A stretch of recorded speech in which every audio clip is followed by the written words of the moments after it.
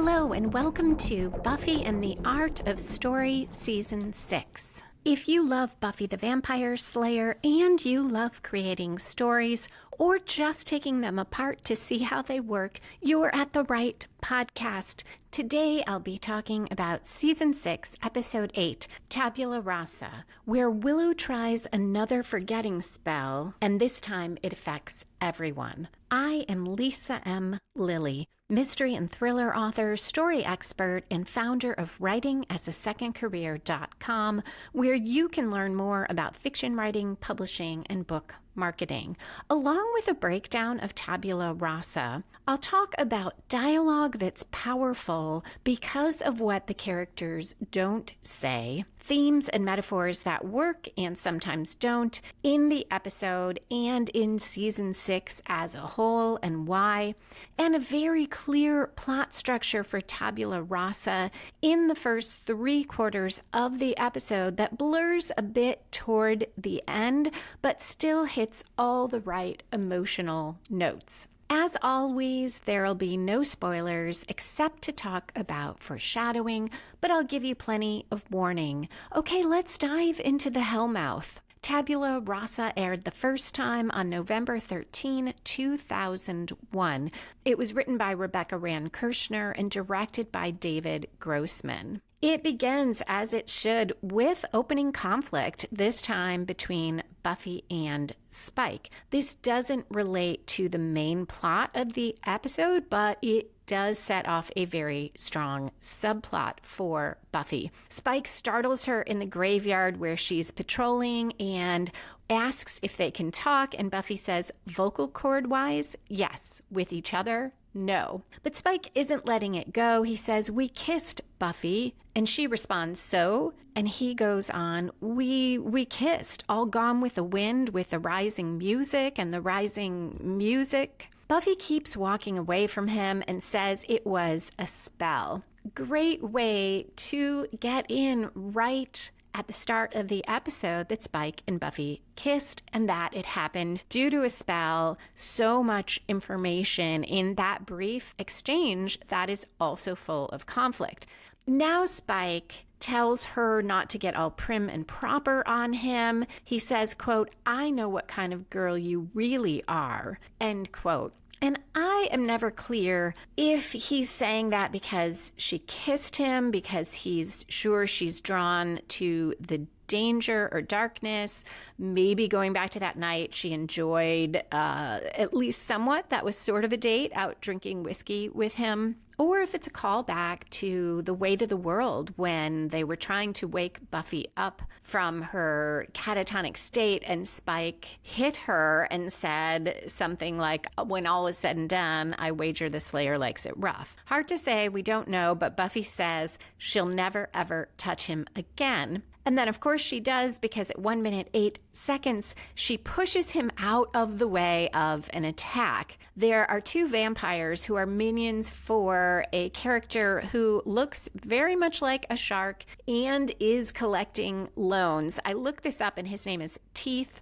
I'm just going to call him the Loan Shark. Very sort of cutesy look for this demon, which signals that we are in an episode that might have a little humor in it, might be a little different than the usual one. And I like that because there is humor in this episode, quite a lot, but it is a dark episode. The shark is looking for the 40 kittens Spike owes him. So another callback to that night out with Buffy and Spike, and she asks, why kittens? Why not money? And the shark says, she's funny. I like funny in a girl. Spike needs time, but the shark tells him time's what turns kittens into cats. The vampires go for Spike. Buffy easily fights them off. They comment on her being the Slayer, and the loan shark offers her freelance work collecting debts. And while they talk, Spike runs off. Buffy turns down the offer, but it is a nice unspoken reference to Buffy's difficulty with finding paid work and her need for money. The shark says they'll track down Spike later and tells Buffy it was a pleasure. After he and the vampires leave, Buffy says to herself, if I would just stop saving his life, it would simple things up so much. And we go to credits. On return, it's 3 minutes, 50 seconds into the episode. At Xander's apartment, Anya wonders if Buffy walked on clouds or played a harp. She and Xander are sitting with Willow and Tara. The others all look down at the table as she goes on, and she notices and says she's just saying what everyone's thinking. And Xander responds, you are attractive and have many good qualities. Tara, though, reassures Anya it's normal to wonder what it was like for Buffy, but there are a zillion heavenly dimensions. There's no way to know other than that. Buffy said it was a good place. And Willow, the most downcast of all of them, says that then they took Buffy away from that. Quote, we were so selfish. I was so selfish, end quote. Xander, for once being probably the most emotionally healthy, says that might be true, but he feels weird, feeling bad that his friend's not dead. So he is going to simplify things, and he says something like, me like Buffy, me glad she's alive. Tara somewhat agrees they have to stop obsessing about what they did and focus instead on trying to make things better for Buffy. Xander suggests a weekly dinner or a book club, short books, maybe videos instead. But Willow wants to fix it with a spell. Why not? A video club isn't going to do anything. She knows she messed up and she wants to fix it. And Tara is really upset. She says Willow could hurt someone or herself. And Willow responds that she knows a spell that can make Buffy forget she was ever in heaven. And Tara says, God, what is wrong with you? Xander and Anya leave to go get that phone that only they can hear ringing. Tara tells Willow she's not stupid. She knows Willow used that spell on her, and nothing Willow can say can explain violating Tara's mind. Tara can't believe Willow would do that after what Glory did to Tara. Another great example of a conversation that gets out exposition through conflict, but it also moves the story because these moments are key to the main plot. This conversation also makes me wonder how much time passed since the end of the musical. It seems like not much at all. Spike and Buffy haven't talked yet about their kiss. And Willow and Tara, apparently Tara has not revealed that she knows about the spell until this moment. So I'm thinking perhaps it's only the next day. Willow didn't see what she did as violating Tara's mind. She just didn't want to fight anymore. And Tara points out that Willow doesn't get to decide that or decide what's best for them in a relationship.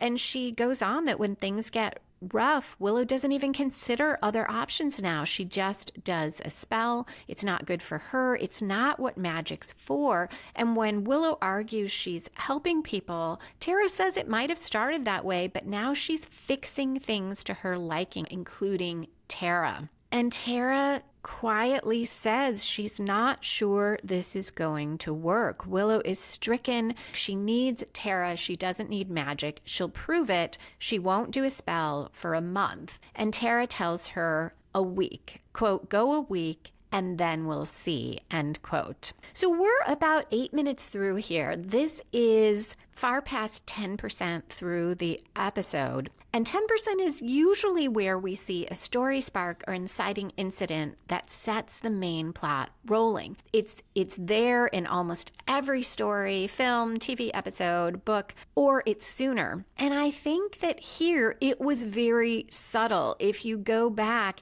it was when Willow said she wanted to fix things for Buffy by doing a spell, because that leads to this argument, to the reveal that Tara knows about the spell, to this moment where Willow realizes even if she goes without a spell for a week, it's not guaranteed Tara will stay. So this is a chain of events that happens very quickly and that sets off what Willow is going to do, which is yet another spell with disastrous consequences. When Tara says that, and then we'll see, Willow's face falls. Willow says, "Are you saying you're going to leave me?" The scene cuts to Buffy. She's standing in the training room. Giles sits looking up at her, and she's obviously asked him the same question Willow asked, because Giles says, "I have to." And I love this cut because we don't need Buffy to say it. And Willow has said it with all the devastation and loss in her voice that we now see in Buffy's face and her actions as she is so stunned. She sits down. Giles tells her to be strong. She's angry. He's abandoning her when she really needs someone. He tells her he doesn't want to go, but he has to. Buffy pleads with him to stay, but Giles is adamant. As long as he's there, she'll turn to him when she thinks she can't handle something, and he'll step in because he can't stand to see her suffer. And Buffy says, "Me too. Hate suffering. Had about as much of it as I can take." Giles tells her he taught her all he can about being a slayer, and her mother taught her all she needed to know about life, but she won't trust it until she's forced to stand alone. And for the first time, as I looked at this for the podcast, I figured out the heart of why this metaphor, life is the big bad, does not work for me, including Giles leaving.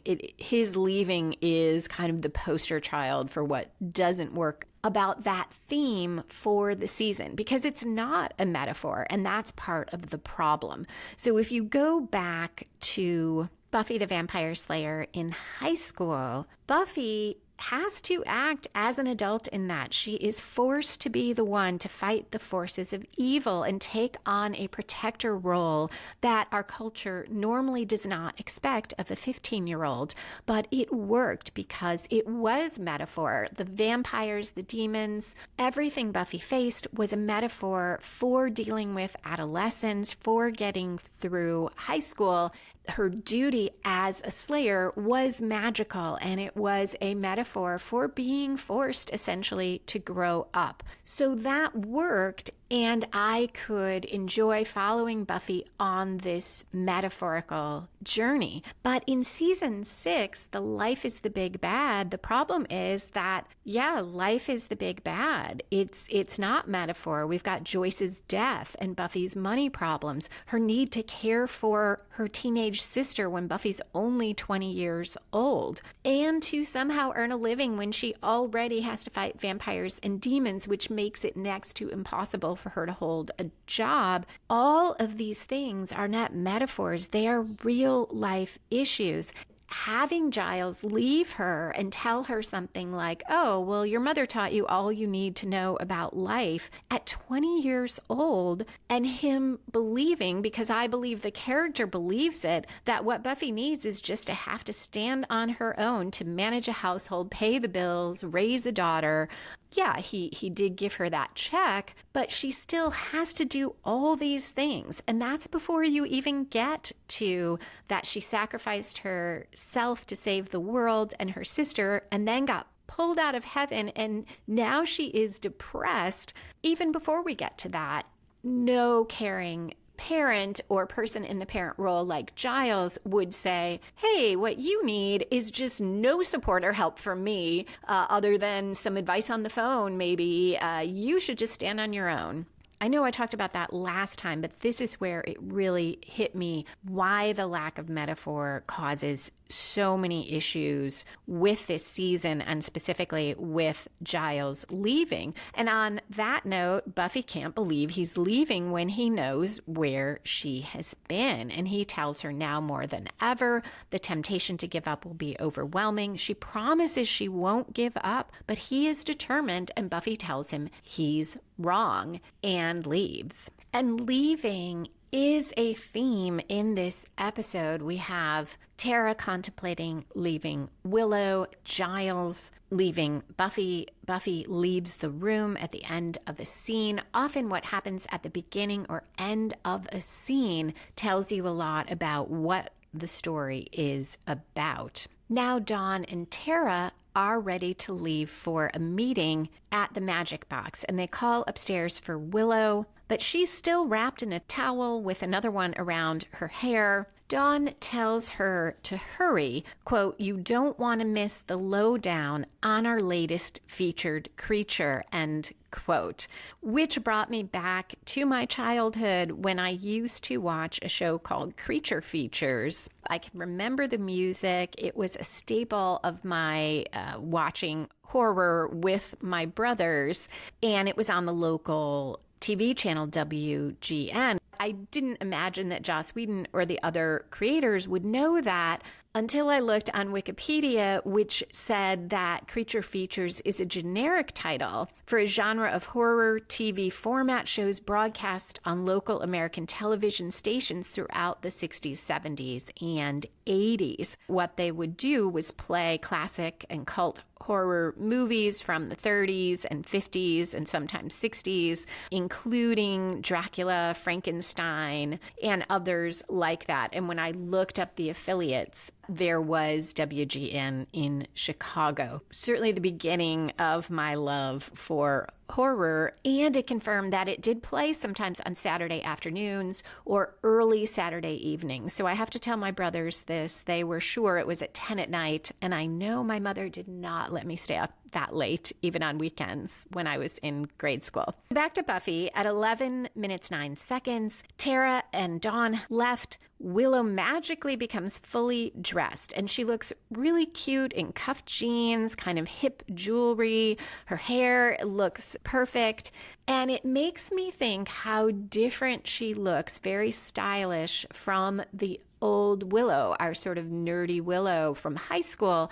And I think that can't be a mistake because Willow referenced her high school self in an earlier episode right before Tara and Willow fought about magic. Now Willow lights a fire. She takes out more Leith's bramble that she used for the forgetting spell in the previous episodes. And she says a spell to purge Buffy's and Tara's, quote, minds of memories grim, end quote, and of recent slights and sins, and says the spell will be cast when the fire goes out and the crystal turns black. If we see Buffy as the protagonist in this episode, and she does have a lot of the storyline, this is a classic first major plot turn. It comes right about a quarter way through, 11 minutes, 52 seconds. It's from outside the protagonist, outside of Buffy. It spins the story in a completely new direction because of the effect the spell will have, and it raises the stakes by putting everyone in more danger because they will no longer remember who they are. Now, I think the main plot here really is Willow and Tara, so in that sense, it's not as typical to have a first major plot turn that the protagonist instigates, but it can still work very well if you do that. That means you have a very active protagonist. And what's lovely here is that it works for both. Whichever story you think is the main plot, there is this major turn right here, as Willow says, tabula rasa, tabula rasa, tabula rasa. At the Magic Box, Dawn asks what the oogly boogly is this time. Are there zombies, vampires? But Giles says no, there aren't any. Just as Willow walks in with Xander, she thanks him for his jacket. It was chilly out there. Buffy sits alone on the ladder going up to the next floor, looking away from Giles, away from everyone. Spike bursts in. He's in disguise, in a hunting cap with flaps, a bow tie, a white-collared shirt, a tweed jacket, or a whole tweed suit, and he asks them for asylum. Someone's after him, and he means the loan shark. Willow, as this is going on, checks her pocket surreptitiously. The crystal is glowing. The scene cuts to the Summers house, and a spark from the fire flies out and lands on a bag of Leith's bramble that Willow left on the floor by mistake when she rushed out. Giles finally tells everyone he's heading back to England. Dawn looks shocked, and Xander says, now? Not now. Not after everything. And this line is a perfect example of having your character not say something. A lot of writers would spell out what Xander means, not after Buffy was in heaven and we pulled her out and all these things happen.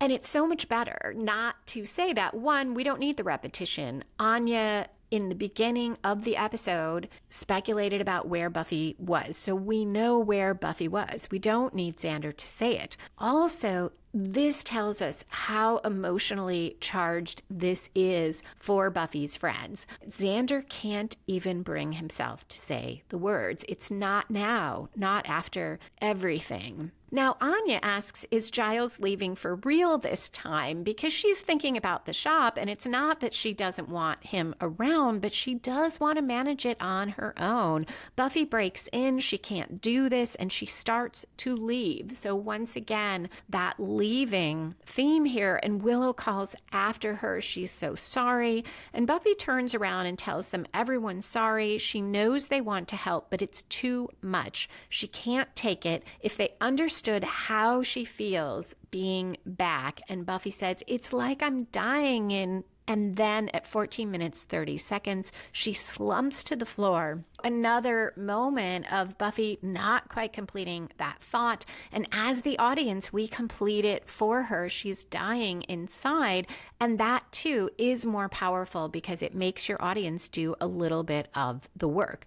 The others slump over as well. Anya falls against Giles. Willow and Xander slump together on the floor. The scene cuts to the fireplace, a close-up. The fire is now out and all the leaves bramble is burnt up and blackened. And we cut to commercial. On return, it's the magic box, but it's dark out now, so they've been out for a while. Buffy sits up and says, huh? The others gradually awaken when she turns on the lights. Willow and Xander look at each other a bit startled, and then Xander says, hey. And Willow says, hey. Spike rolls over and falls off the counter where he had slumped over. Dawn asks who all of them are. Buffy goes to Dawn right away and tells her not to worry. She doesn't know anyone either and doesn't know who she is. Buffy's instinct to go to Dawn, to reassure Dawn, remains, though she does not have her memory. And so much of this episode explores who are we at our core? What is left if many parts of our memories are wiped away?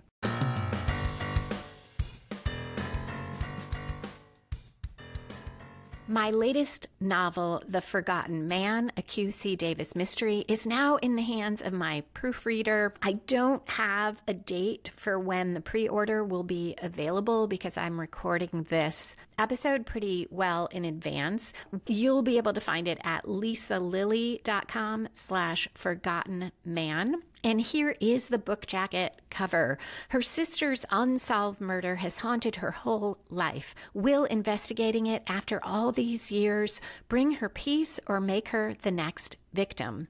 In the gripping new novel from best-selling author Lisa M. Lilly, lawyer Quill C. Davis is determined to solve the cold case murder of her sister. Shortly after Quill's sister went missing almost 40 years ago, her body turned up in a grave with another little girl. The killer was never found. Quill's parents were devastated and never fully recovered from the loss, made worse because they are still the lead suspects in both murders. Now, after investigating other crimes successfully, Quill turns to her sister's cold case. She delves deep into a web of deceit that stretches back decades. Someone is bent on stopping her at any cost, but Quill vows to make her parents proud and bring them peace. Even if it means putting herself in danger, she'll stop at nothing to achieve justice. But will Quill find the killer or become the next victim? Filled with twists and turns, The Forgotten Man is a page-turning mystery that will keep you guessing until the very end. And that is at lisalily.com/forgottenman.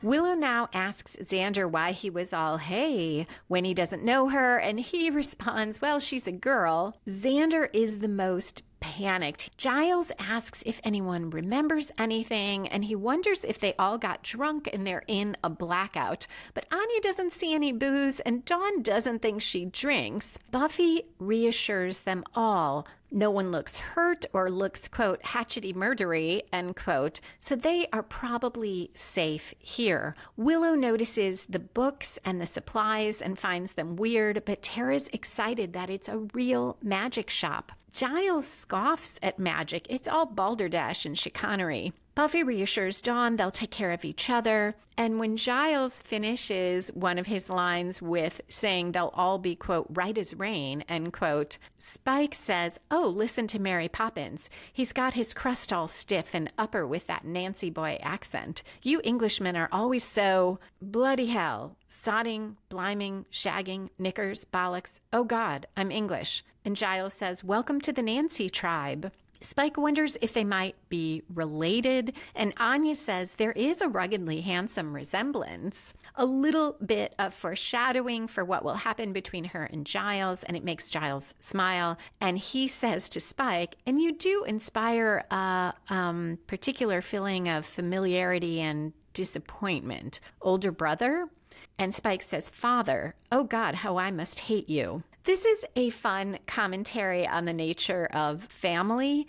It is a great way for the writers to express some thoughts, but not by having the characters expound on how they see family. Instead, we get a sense of this is what Giles associates with family, familiarity and disappointment, which rings true with Spike as well. Giles says, what did I do? And Spike says, there's always something. And what's with the trollop? He points to Anya. But Anya says it's okay. They're engaged because she sees her ring. And she and Giles did wake up kind of slumped against one another. Spike calls her a tardy stepmom and points out she's half Giles' age, which made me think again why it is through the whole series Giles never seems creepy, though he's hanging around with all these kids. I don't think it was any mistake that it's Anya and Giles who end up thinking they're a couple, because while Anya is meant to be as a human roughly the age of Buffy and Xander and Willow, she is over 1,000 years old. It negates the creepy factor and the uncomfortableness had they tried to make Giles and Willow, for instance, think that they were a couple. Now it occurs to everyone to check their IDs. Willow reads her name and Tara thinks that it is pretty. They realize they're both UC Sunnydale students. Buffy and Dawn don't have wallets, but Buffy notices Dawn is wearing a necklace with her name. Dawn jokes she's either Dawn or Umad, reading it upside down-ish. Spike laughs at the first name Rupert for Giles, but isn't thrilled when the inside of his jacket says, quote, made with care for Randy, end quote. And Spike says, Randy Giles? Why not just call me Horny Giles or Desperate for a Shag Giles? I knew there was a reason I hated you. Willow finds Xander's full name on the inside of her jacket, and the two assume she's dating Alex. After a brief digression when Xander thinks maybe she's dating his brother, Anya discovers that her key fits the cash register lock, and she sees paperwork that Rupert and Anya, as she reads it, own the shop together. He thinks it's very progressive of him to own a magic shop. Dawn offers to name Buffy, who's the only one who hasn't discovered anything about her name, but Buffy wants to name herself. She decides on Joan, which Dawn scoffs at. She says it's so blah. Buffy corrects Dawn's grammar and they quibble and then complain about each other simultaneously and conclude they're probably sisters and hug. Something else that seems to be intrinsic. Buffy not only had the instinct to help Dawn, they pretty quickly recognize their bond with each other. Buffy says they need to figure out what's going on, and Spike says, looks like Joan fancies herself the boss. At Buffy's suggestion, they decide to head to the hospital, but when they open the door, vampires are right outside it. This is right around the midpoint of the episode at 22 minutes, 8 seconds. And this is a major reversal, whether we see Buffy as protagonist or Willow. Not good for any of them because they don't know what to do. Our friends slam the door, cower inside as the vampires pound on the door, yelling for the Slayer. Tara says they need their memories back. Giles proposes they fight the vampires with magic tricks or whatever. The vampires also keep calling for Spike. Spike sees the stakes and thinks that must be what they want, spikes. Buffy hears them keep saying Slayer, but thinks they are saying slay her. And she is appalled that they want to kill someone, a female someone, and who do they think they are? This shows Buffy's shift emotionally in those lines of dialogue. She goes away from fear and into protecting others as her primary motive, though she doesn't even know who she is. So it is such a nice way to show that. We don't have Buffy say, I'm not scared anymore, I'm angry, or I feel like a hero, but we hear that based on what she says.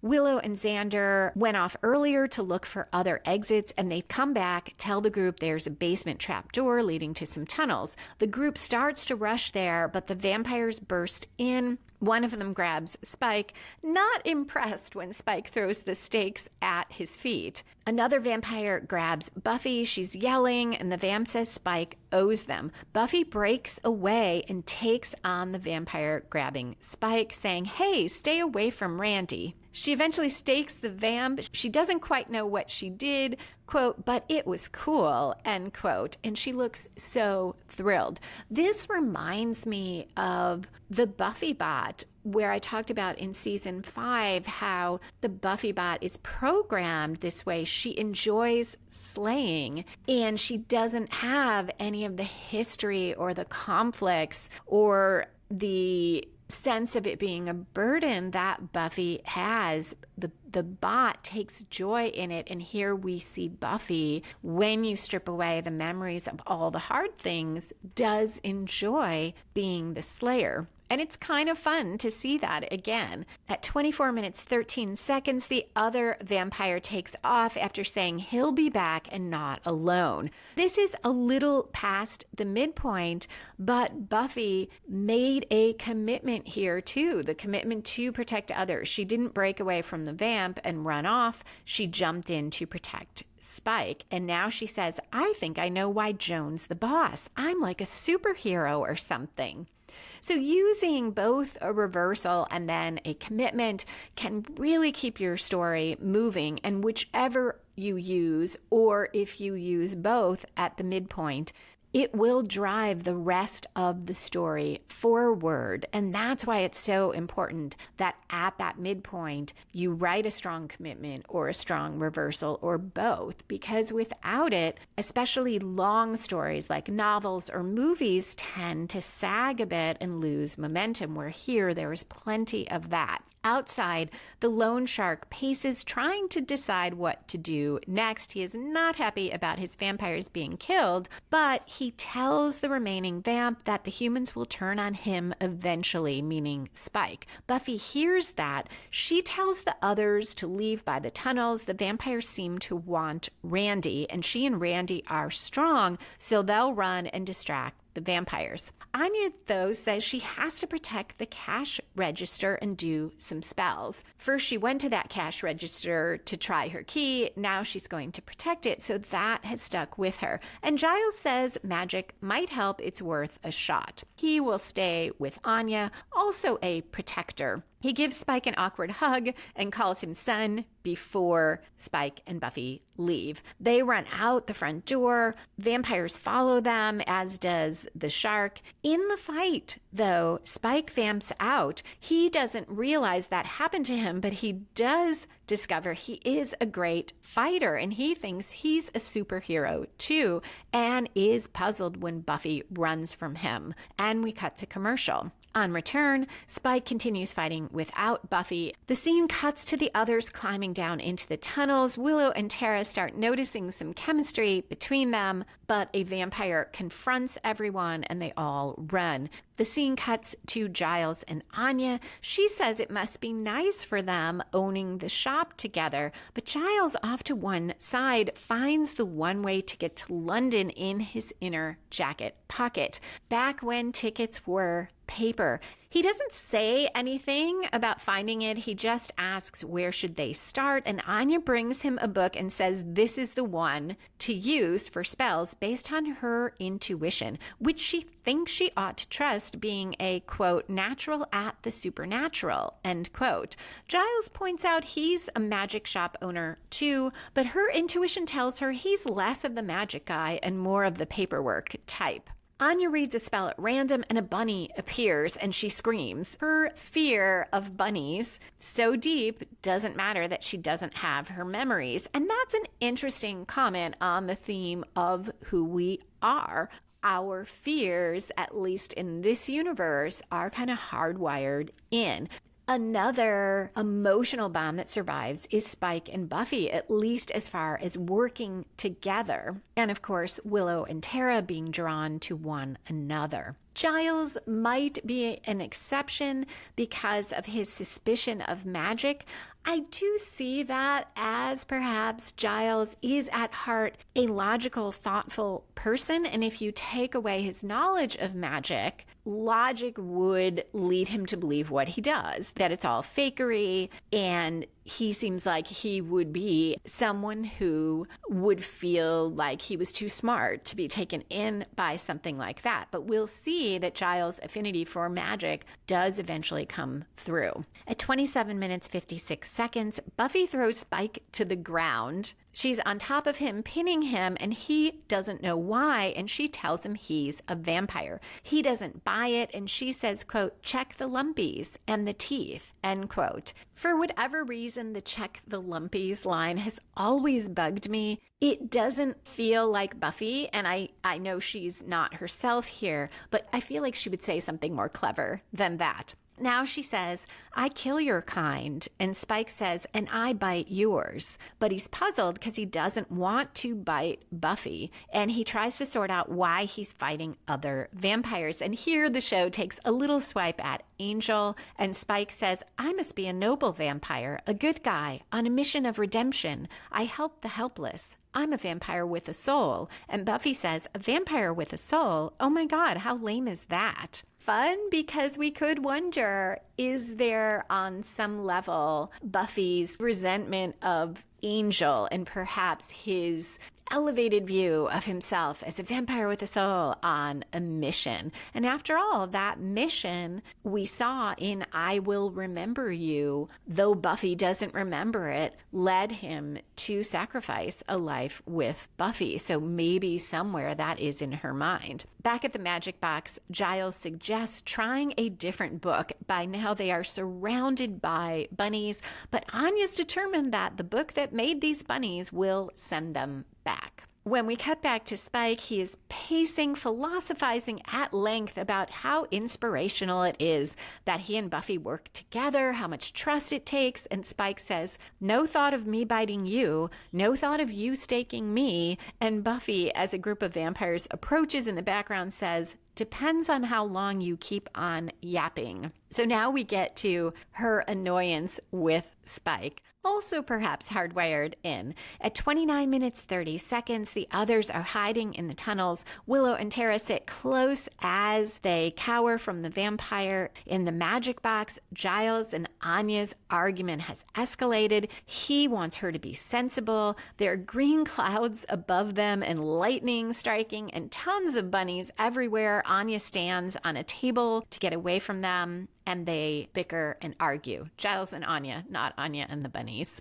The vampires fight Spike and Buffy. She still seems to be having a pretty good time at it, though it is a tough fight. The shark watches, clicking his teeth. Now Giles is sword fighting a skeleton as he talks to Anya, trying to convince her to try a different book. And it reminds me of back when he sword fought Wesley in the library. I'm pretty sure while he was reading something. In the tunnels, Willow asks Dawn how she is. Dawn says, "It's scary, but weirdly kind of familiar." She asks how Willow is, and Willow says she's a little confused and sweaty and trapped, quote, "and I think I'm kind of gay," end quote, which is similar to what Willow said about vampire Willow a few seasons ago. Giles and Anya now are hiding behind the counter, still fighting. She feels compelled to take vengeance on him and hits him on the head with the book. He says no wonder he's leaving her and shows her the one-way ticket to London, which prompts Anya to fling her ring away. Then she's upset because that thing out there is going to eat her ring. We are now around 3/4 through the episode. Normally here, we'd see the last major plot turn, which should grow out of that midpoint, take the story in yet another new direction, and sometimes raise the stakes again. In Tabula Rasa, though, I can't identify a clear last plot turn. We do have shifts in each of the narratives that are going here. And then we more or less segue right into a climax and the falling action at the same time. So the climax is where the opposing forces, the protagonist and antagonist, have their final confrontation and resolve the conflict. And falling action is where the writers tie up loose ends and resolve subplots. And that all kind of blurs together here, which I think is why the first time I watched the episode, I liked it but didn't love it, because unconsciously I was struggling for which one of these stories is the main plot and where are the story turns. And here it is more, I shouldn't say a blur, it's almost more of this gradual shift and transition. And I think it does ultimately work very well because of the emotion involved. But it works better for me on second viewing when I know that's the kind of story it is. So at 33 minutes, 7 seconds, a vampire has caught up to the group. Xander fights the vamp, and he does pretty well at first. In the magic box, Giles now has the book, and he whispers the words to a spell, and everything goes back to normal. This is where Giles' experience with magic carries through. He found that right spell right away. He and Anya are both relieved. They apologize to each other. Anya goes out and gets her ring back and admits to Giles that it was the wrong book. He apologizes as well. So Anya and Giles prevailed in their fight against the forces of darkness.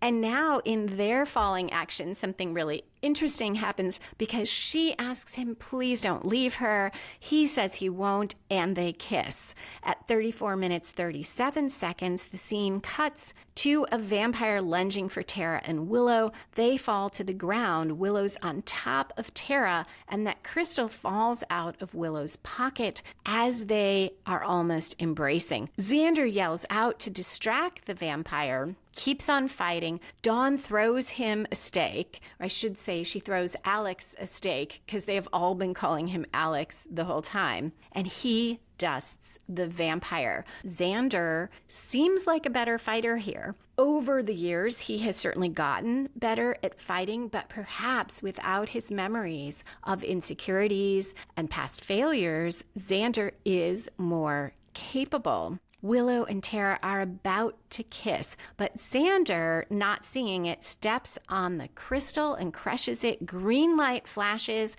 and everyone's memories come back. We see it in Xander's face. He looks stunned. And you can see this crystal breaking as the last major turn because this will shift the story for everyone. But as I mentioned, it's rather late and it goes right into the climax, at least of Willow's and Tara's plot, because Willow, her memory back, immediately pulls away and Tara looks stricken. She's lying on the ground and we know that is it for them.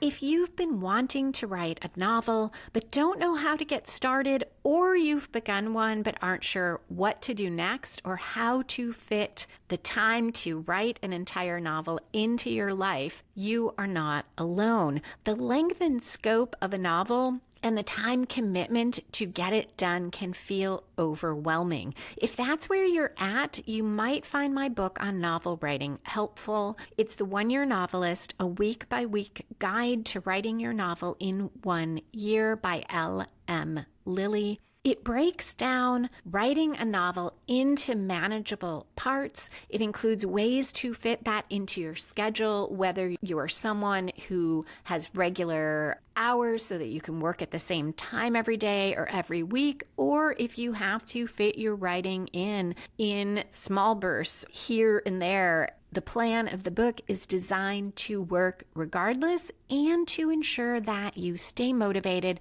and finish. Also, you can easily adjust the timetable. It's laid out to take you through if you want to finish in a year, but you can speed it up, you can slow it down, you can take a break, but it will help you get that novel finished. It's available as an ebook, workbook, hardback, large print, and audiobook. And the audiobook has a link where you can get worksheets if you want to follow along as you listen. Find links to it in the show notes or at writingasasecondcareer.com. Look under books on writing. Or if you want to borrow it, ask at your local library and they can order you a print copy or an audiobook edition if they don't already have it. That's The One-Year Novelist, a week-by-week guide to writing your novel in 1 year by L.M. Lilly.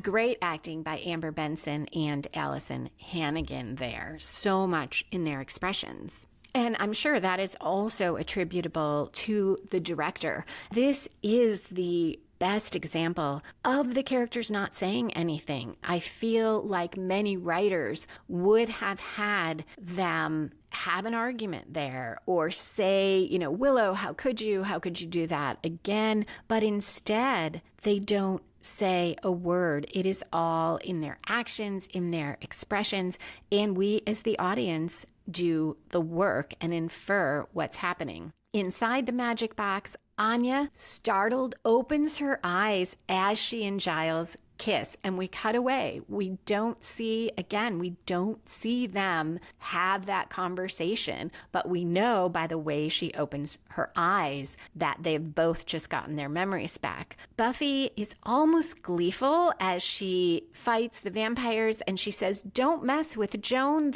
before she can say vampire slayer, she stops. Mid-word, stunned. She has gotten her memory back, and a vampire kicks her in the face. She falls to the ground and stays there lying on her side as Spike fights. So Buffy was just blindsided by reality and by a vampire.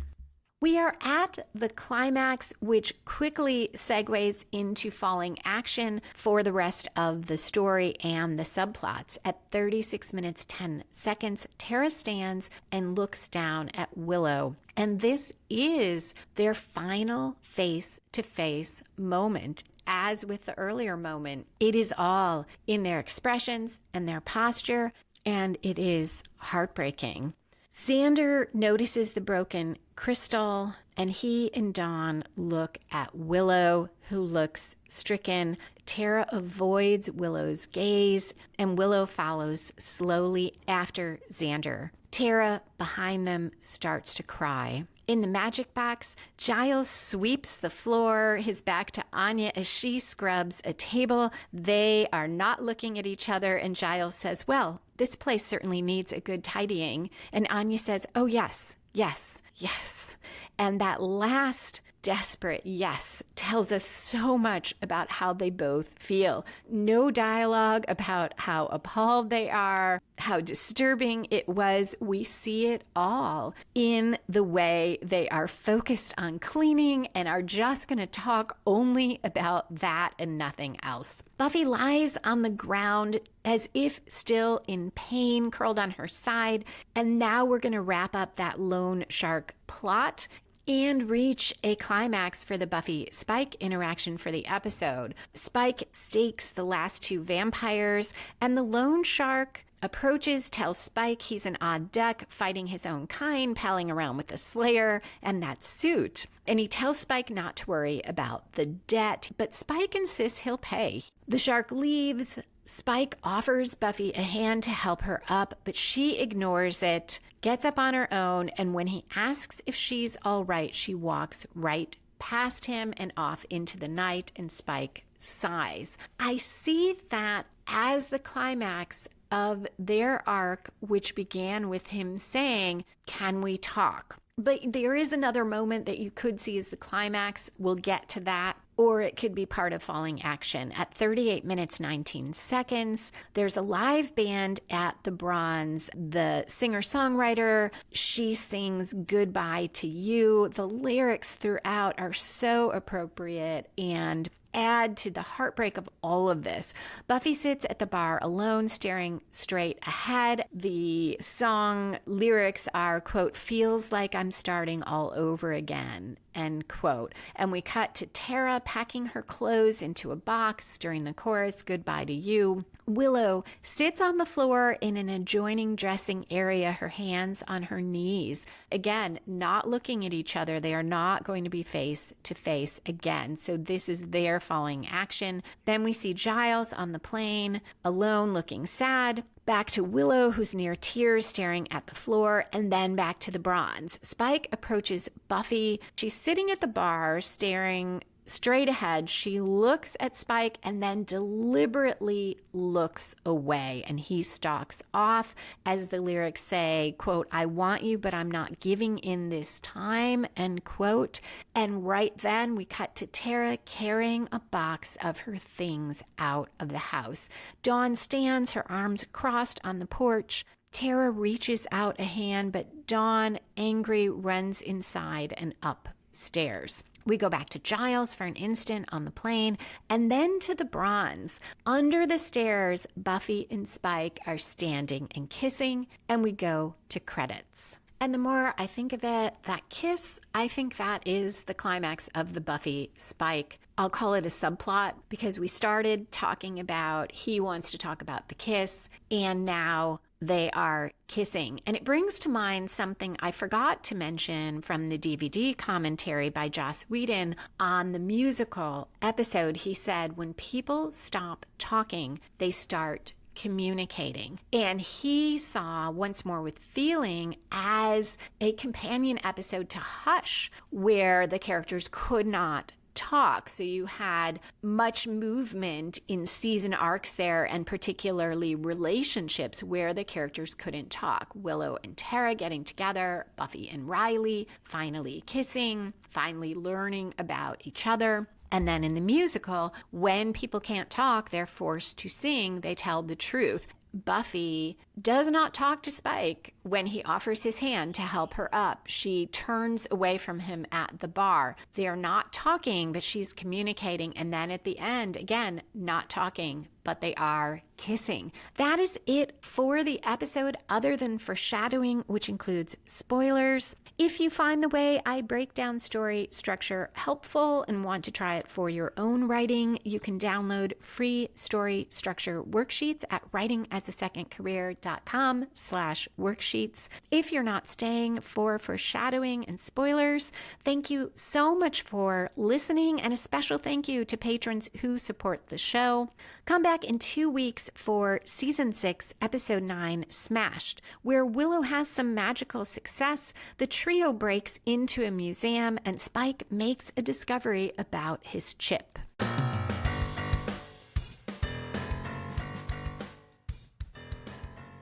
And we're back for foreshadowing, which includes spoilers.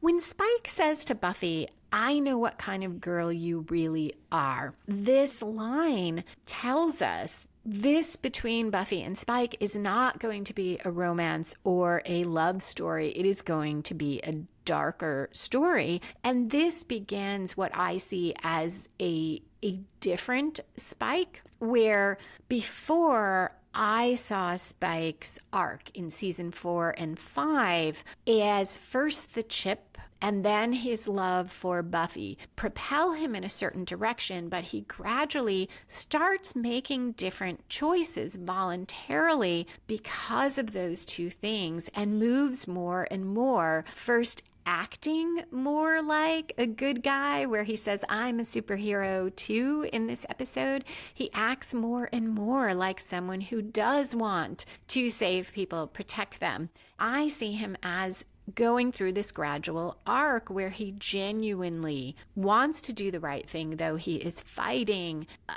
I guess you'd say, his vampire nature.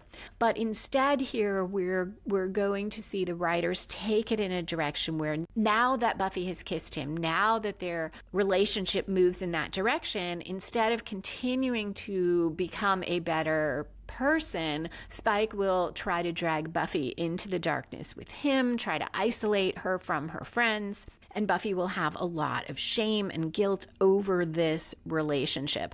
And here is where I see a thematic issue that I have with season 6. Other people may find it fine, but I feel like there is a mixed metaphor or mixed theme going on here, because there is a strong redemption arc going on for Spike, but I feel like the writers, either different writers had different views, or they have in mind these two different themes, and one is the redemption arc, and the other is that Spike without a soul in essence is evil. So he cannot be fully redeemed so long as he doesn't have a soul.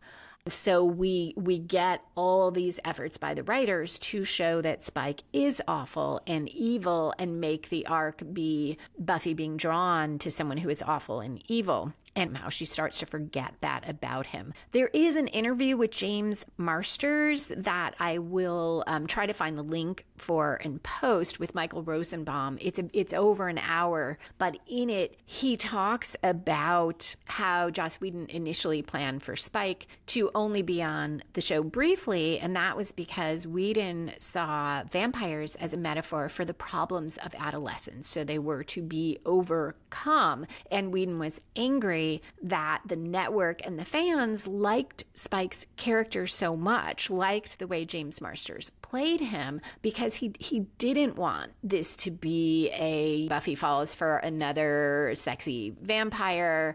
He wanted the vampires to be an evil, to be overcome. And knowing that, season 6's arc makes a lot more sense to me, because it seems like Whedon kept trying to bring it back to that. And in some ways, to me, I'm guessing at what's in his head, but it shows how sometimes as a writer you have this vision and something else is developing that is great and wonderful, but because it's not your vision, you can't bring yourself to go with it. Here, what appealed to me about Spike, it wasn't the, oh, sexy vampire, and I'm drawn to him even though he's evil. It was Spike's humanity, that despite not having a soul and being wired to be evil, that being his nature, Spike gradually becomes better and better and becomes more in touch with the human that he once was. And from the beginning, it's Spike's humanity that draws us to him. He wears his emotions on his sleeve. He speaks his feelings. He follows his heart. I believe that's what makes Spike so compelling, and I don't think that is incompatible with Whedon's vision, but because it didn't fit, and I don't think he ever planned initially, well, he said he did not plan initially that sort of arc for Spike. I think that's why season 6 is kind of conflicted, because we have sort of both Spikes there. And we certainly had the redemption arc for Spike going through the beginning of season 6. And then, yes, eventually we will come back to it, but it's like the writers felt this need to go on this long, what to me is a digression, to show Spike as intrinsically evil. Going back to this episode, that moment where Willow promises no spells for a month, Tara tells her a week, and then we'll see. This is foreshadowing the entire alcoholism addiction metaphor that we'll see with magic, those sorts of bargains that many people make when they are in the throes of addiction. I'll only drink at night. I only will drink on weekends. And then the inability to stick with that.